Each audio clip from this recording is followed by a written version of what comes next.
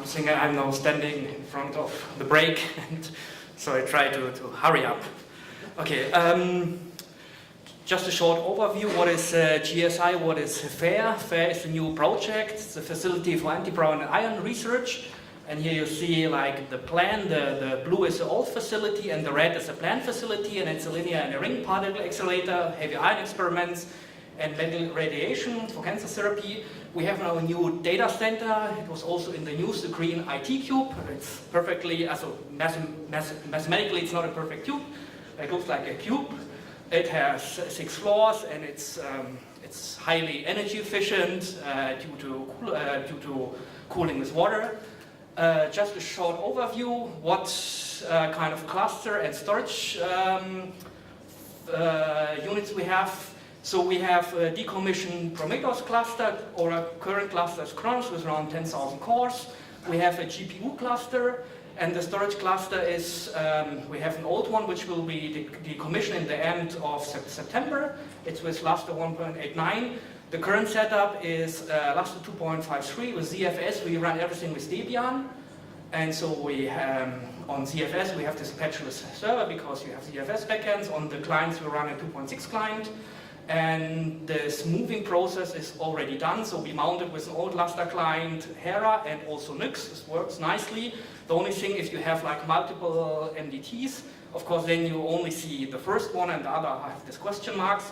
And we are now a member of this Hell Computing Center, and there we developed this TSM copytool for Lustre. Just a short overview.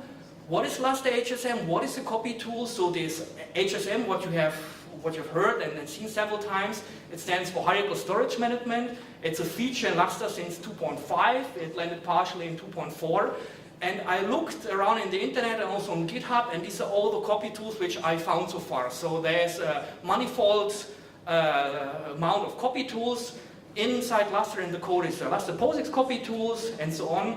And so if I would ask when my grandmother would still be alive and ask Thomas, so what is Lustre HSM? I would just bring that down to 3 words. You seamlessly archive, release, and restore data. As a computer scientist, you love state diagrams. So let's see how this is working. We actually create with DD a new file. You can see there the comment. It has then this 32 MIP. And if I now do an HSM state, and just some ls and u comments, then you see that the file is not archived. If I now execute this lfs hsm archive command, then you see that there exists an archive, and you see the size is still 32 megabyte, that the green arrow. If I now do a release, you see that the file looks like it's still there are the metadata, but the bulk data, the raw data is now separated and is now archived. And whenever you execute this LFS HSM restore, or you open the file or do any kind of operation, it seamlessly will be restored from the archive. Right? If I do that, and you see the size is back to 32 megabyte. So that's the whole philosophy behind this HSM, behind this archiving business. Right? What's happened now if I have an archive and I'm changing the file, I'm echoing for instance some 0 in it, then I'm in so-called dirty state, and if I execute again an RHM restore, then I'm back in this archive state. Right? So what is TSM now? TSM stands for Tivoli Storage Manager. They actually changed it now to IBM Spectrum Protect. Sounds probably more fancier. And it's a client-server software from IBM deployed in heterogeneous distributed environments to back-up and to archive data. I will also look closer on these terms backup and archive. So how does the architecture look like? You have a bunch of clients, you have a TSM server, you can have multiple of them.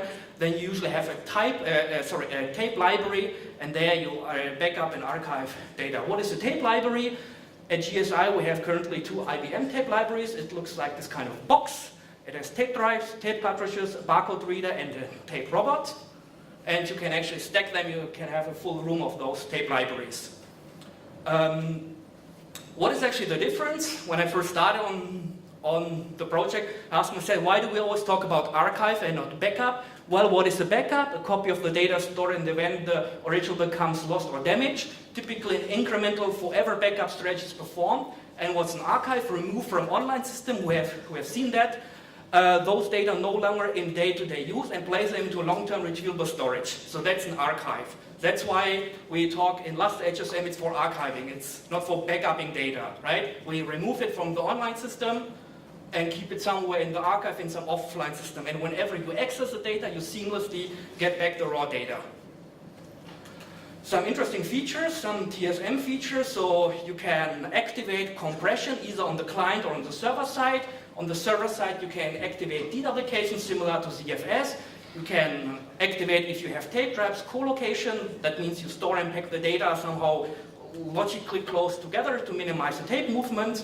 And you can build also so-called storage hierarchies, where you have like some slow tapes in the lower pyramid, and then some faster hard disk, and so on. And I will actually show that in the next slide. Then you can have a policy and have a kind of data migration. And where's all this metadata stored? It's stored in a classical DB2 database. So it's actually pretty memory intensive. So here is, for instance, example how you can set on the TSM side such a migration rule, such a policy. We can just ignore that because we have not so much time. The basic message is here, if some high threshold is reached, then move the data to the next storage pool hierarchy until the first pool reaches a low threshold. So you can do all this fancy feature with this TSM server. Right? That's basically the message here. Unfortunately, it's not that straightforward to set up a TSM server. If you click on this link, they will show up a web page, and there's all this guidance you can download for free for 30 days, a test version, where you can install your TSM server and play with it. And there's all this manual how to do that in a KVM. But just give the KVM like 16 gigabyte of RAM, otherwise the DB2 server behaves strangely. Okay, how is now this data stored internally at this TSM size?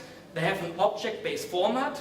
So I just have to say something to this FS, HL, and LL. This FS is like the file space. It's usually like a mount point. In this Windows world, it's this letter like C.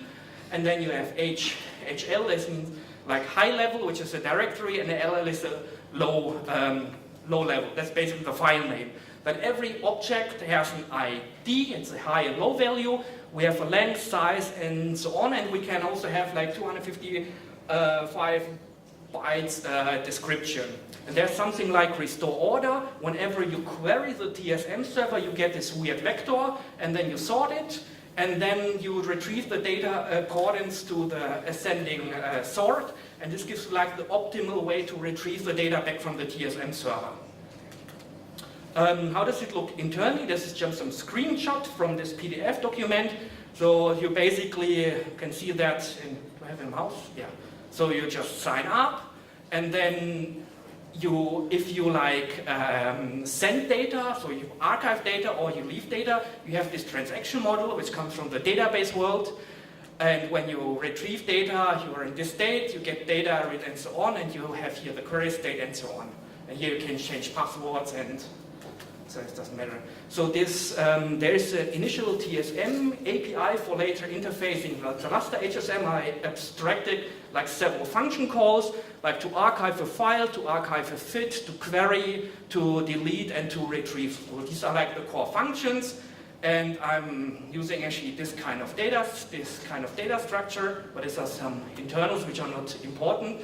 Moreover, I quickly developed, it took some time. I developed a kind of console client called LAD16 where I tested also these operations, why we have this client. Suppose this Lustre, the file system is at some point decommissioned. So usually we run our cluster like around up to 5 years, but we have experimental data which is on tape, and at some point you want to restore the data, let's say 10 or 15 years later. And if you just rely purely on somehow fit and this Lustre storage system does not exist anymore, but you know it's on tape, you can use this kind of tool to retrieve the data. Right? There is also a live demo what is so far implemented. just click on the link and then you see a screencast, how this KVM is popping up with the TSM server and all these comments. Short summary and outlook.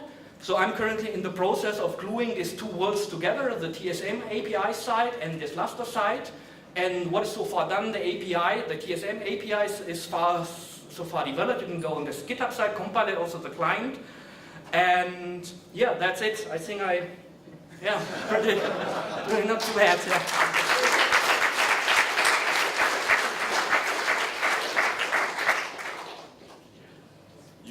You still have time if you want to expand on something. It's totally fine. Feel free to. So I actually gave once a talk in Canada on a conference, and I think I was even faster. They admire me that as a non-native speaker who can speak so fast. Okay, or otherwise we can just. No, I'm fine for taking questions now. Fortunately, I have some questions for you. The first is, the Copytool is free, is open source, available. The second is, from the point of view of the user, if I'm in trouble to recall a data from the tape, with my interface, is IBM from TSM, is GSI from the Copytool, the user could be in trouble to resolve the problem. It's another point. And the last is, with this Copytool, is possible to execute the migration and also the recall when the file is migrated towards the tape backend. I want to access to the file, and the system, the Copytool, trigger the recall from Tivoli.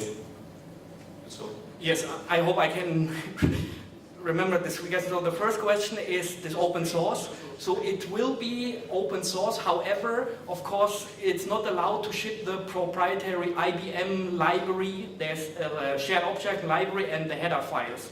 But somehow we think about that we can somehow build a script or whatever. You can download for free for testing from the IBM website, the library. It's in the client. And when you have a license, then you anyway have also the SDK, and then you can compile it. in case of trouble with the recall, if I perform a recall and my system is blocked. Well, if it's broken on the TSM side, then of course you cannot do much from the Copytools side. You really have to, sometimes it happens if you misconfigure the TSM server. It goes in some weird states, and then you really have to log in there as a console manager and fix it there. You know, you will just receive some errors which you then propagate. Because my question is if can arise a deadlock between IBM and GSI. Yeah.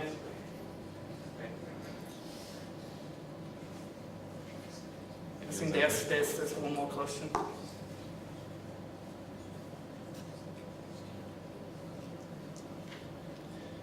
So you are copying the data from Lustre to TSM directory. No, the GPFS behind the Lustre.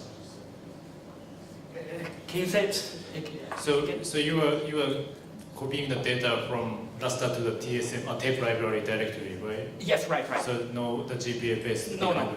Directly calling the plain TSM API functions, which are in the development kit from IBM, where you like log in and then have some char buffer and then in a while loop and send him the whole time data, because you're in a transaction and you always get a transaction back. If you click on the link with the demo, you can see nicely all these debug messages, how you talk to the TSM library. Okay. So then you see all these comments. Okay. Yeah. Thanks.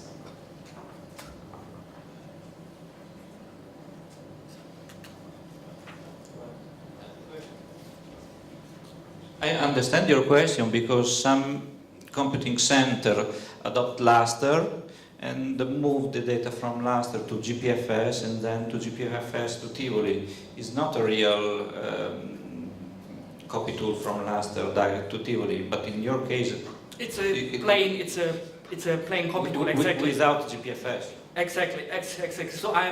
So these are like, of course, encapsulated function, but inside the function there, this shipped IBM function calls, the native function calls to talk to the TSM. Yes. No more question? Thank you very much. Yes. Thomas.